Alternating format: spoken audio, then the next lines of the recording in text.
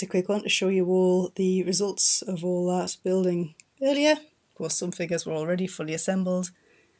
Some of these figures I already own, such as this little Tyrannosaurus in the top corner here.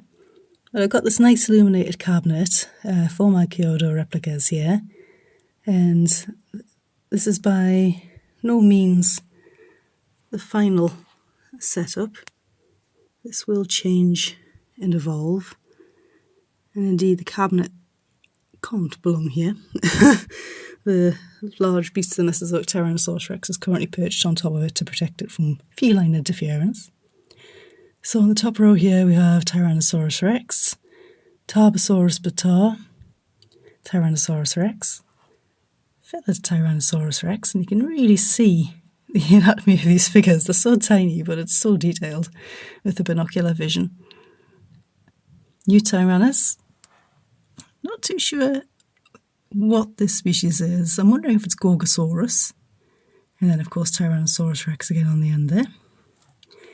Down here, I think this red figure might be a Suchomimus. I can't entirely remember. And I'm not entirely sure what this figure is either. It could be Sauronitholestes, but I really couldn't say for sure.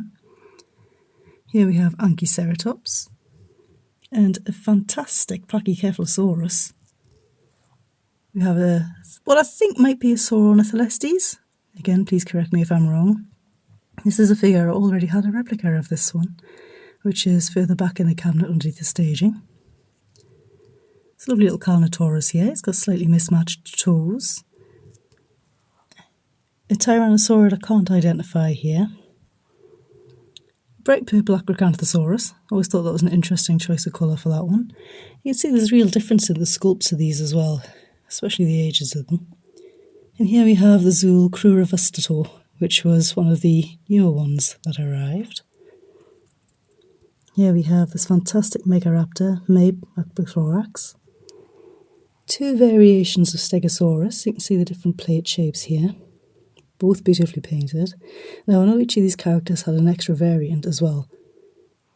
This interesting figure here is a Plateosaurus, or a related sauropodomorph, or prosauropod as they used to be known. And it's very exciting to see one of those. Now at PNSO I've got a large figure of prosauropod now. Here we have a lovely bright green Huyangosaurus, which is a type of Stegosaurid of course, and an absolutely tremendous Therizinosaurus. This is a really, really good figure. This one curiously has mismatched toes as well, and that is apparently a feature of this particular model. Nice brown variant of the Iguanodon. And here's that same Stegosaurus again, but in gold. And then on the very end here, we've got this hatching baby Maiasaura with crazy eyes and an egg tooth present on the tip of the beak there. In the next row down, it's lovely to see a prehistoric amphibian. This is one of the first creatures I was familiar with as a child. This is Diplocaulus with its big boomerang-shaped head. Let's see that a little bit better from the underside. What I think is a Liopleurodon. A truly tremendous Pteranodon. Now the detail on this thing, I think is the best Pteranodon I've got. It's a bit difficult to see here. You can see even the fish in the jaws there is painted with metallic paint. Really, really nice. A lovely Bothrialepis. He's got crazy eyes too. I love the face on this one. I have no idea what this species of prehistoric crocodilian is. Could be a Sarcosuchus. You can just see blurred out in the background there as well. The other, what I think is a Sauronitholestes. I could be wrong. Here we have a Plesiosaurid. I could not tell you what species that is either. Certainly can't tell you what species this beautiful Belemnite is.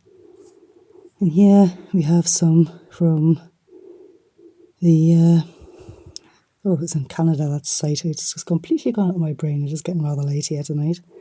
So this is Anomalocaris, which is one of the first top predators. And the next to it we have the sea scorpion Pterygotus.